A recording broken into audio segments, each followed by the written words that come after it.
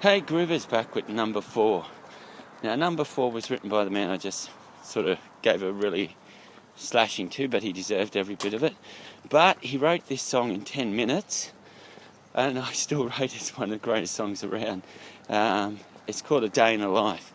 And the song is amazing, but what makes it the Beatles song more amazing was they brought in Martin, who was their producer, who introduced something that maybe might have made the Beatles, and if he didn't come in, I don't know if the Beatles, after all the lollipop tunes under Epstein would have been, I think they could have faded away, because even though they wrote great music, Martin brought in classical, and it completely changed.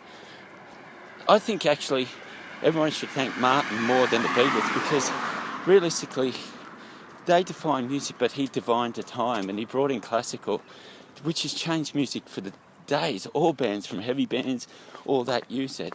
Chris Martin took their songs, like A Day in a Life was just not going to have any of the classical overture in the background. It was just going to be very, well, when I've heard it, it's very flat without it. I mean, Martin was just a genius that, I know to me, the Beatles can thank him a million times over for what he's done, because to me, he made them what they were. So, A Day in a Life is just an amazing song. It's like it's actually about someone picking up the paper and just reading just all sadness in it.